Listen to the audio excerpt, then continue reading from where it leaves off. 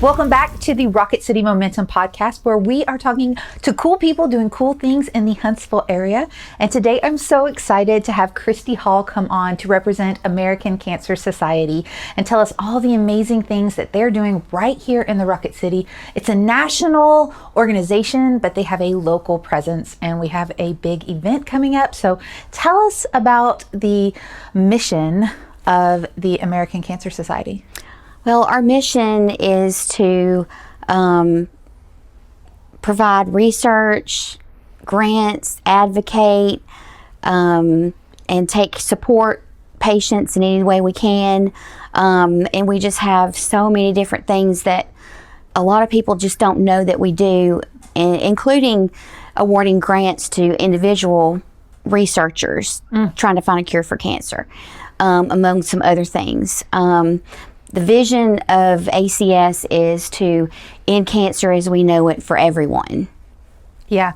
So what was something that you've heard or seen from the people that you guys work with, something that people wouldn't really expect to come with cancer?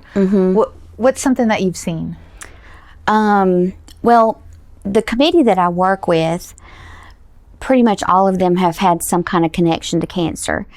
I have not maybe as close as they have, but just to listen to them talk about their experiences is something that I never would have thought, because you think about cancer. Well, there's cancer, but there's all kinds of cancer, and everybody doesn't react the same way. And especially for the caregivers, spouses or family members or whoever, they all have a completely different story to tell. We have some people that are really willing to talk about it. They want to be upfront about it.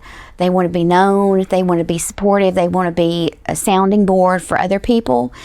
And then we do run into other people that they want to keep it private, and it's for other reasons. Like what I've been told is they tell me they have survivor's guilt. Why did I live and this person didn't?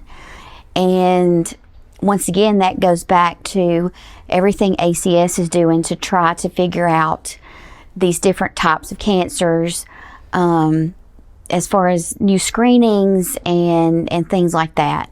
Yeah. So you were telling us a number of how much ACS has done in grants over the last year, or what was that stat? In 2025, it was close to around $90 million that they gave out in grants. And it's on their Facebook page. It's cancer.org. It includes some of the more familiar ones like St. Jude. We do give grants to St. Jude. As far as locally, the ACS gave a contribution for $10,000 to the Huntsville Hospital Foundation to go towards their Canines for Coping program that they have. So that's just some of the things that they give back. Yeah. We take donations. We like to raise money, but we're going to give it back. Right. There's a reason. There's something behind Right. it. I think you were telling me about a house in Birmingham. Yes. So there's a place in Birmingham called the Hope Lodge, and there are others scattered throughout the United States. And it's really close to UAB, which is where a lot of people go for treatment. And it is really like a mini hotel, and they can stay there for as long as they need to, as long as they're having treatment, and it's completely free. The meals are free. It is their home away from home while they are going through the treatment. The house is amazing. It's like it's made for every type of personality. If you want to get in front of people and get to know them, you can. There's common areas. There's quiet areas with fireplaces and bookcases and TV and game room. And I was really privileged to be able to go to one in Atlanta. I think it's in Decatur, Georgia. And we got to tour the facility, and it just happened to be a night where there were two people that had been there receiving treatment that were finished, so they were going to get to ring the bell. Oh. And then we had a couple more new people coming in for treatment.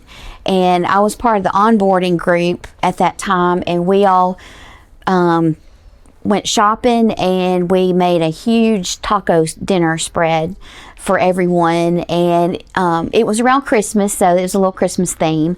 But that was amazing. And to hear the two people that got up and talked about their experience, one guy said he really did not want to go away from home.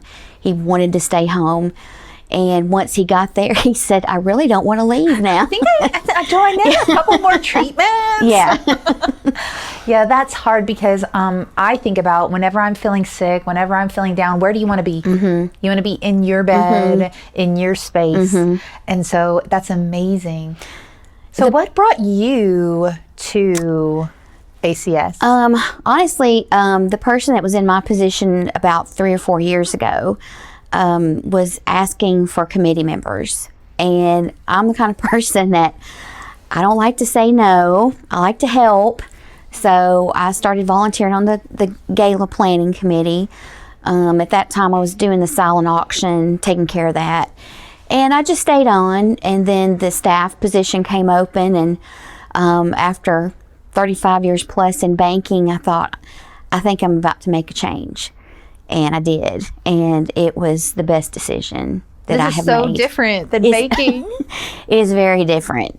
In some ways it's the same. You know, it's building relationships and networking and getting to know people and wanting to build partnerships. You know, I took that skill set and just moved it over to ACS, but it's been extremely rewarding so far. Yeah, the paychecks of the heart probably are numerous, and the lives that you get to touch and help change. So tell us about the Hope Gala.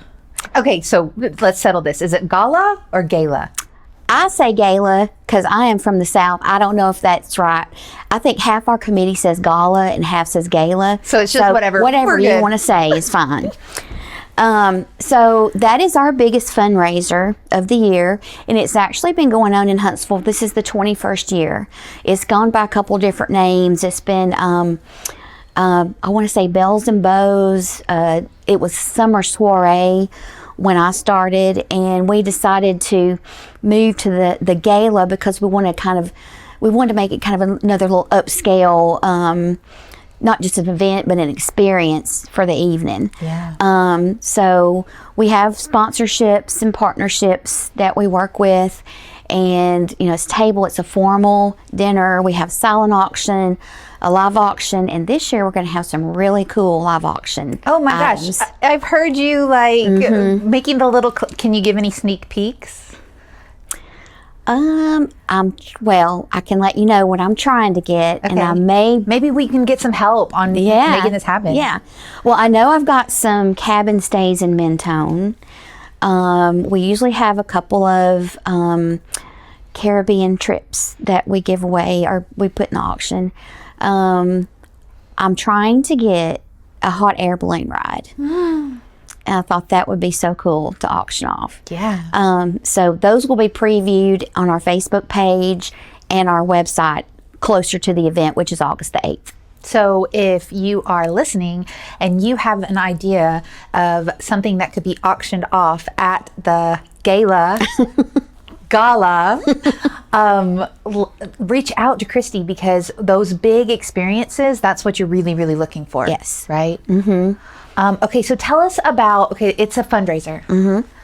But tell us more about it. Like what else does it do?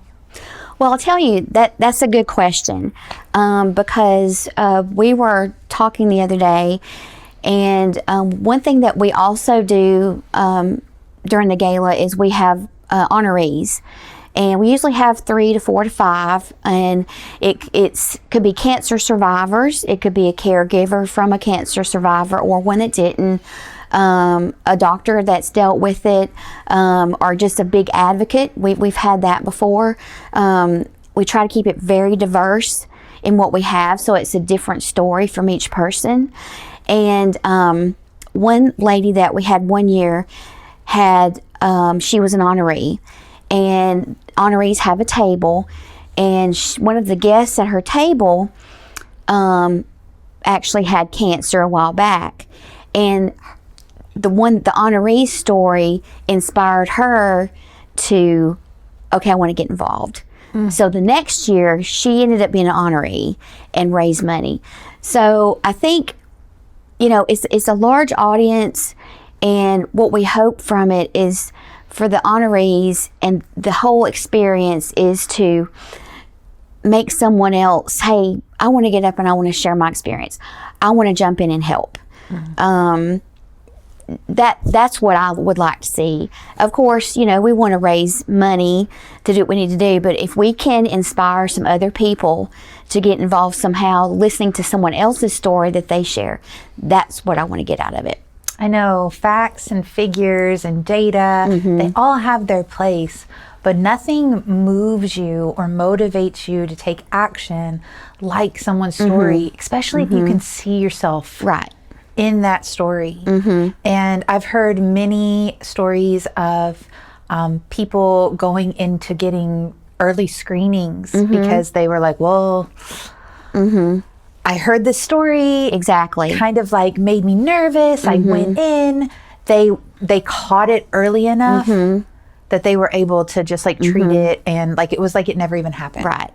Well, as a matter of fact, one of the statistics from 2025 is the number of cancer cases are increasing for people under 50, which you could think, oh no, that doesn't sound good. However, what that is probably the result of more people getting screened early, which means a survival rate, because more people are catching it early. Yeah. So it could be, less cases showing up, but it may be showing up later when it's, kind of too late. How long does it just kind of like linger in the background? Like, that's just different. It's different for everyone. I mean, I've had friends that, they've been fighting it for years, and then I've had a couple that I've known that it's just happened really fast and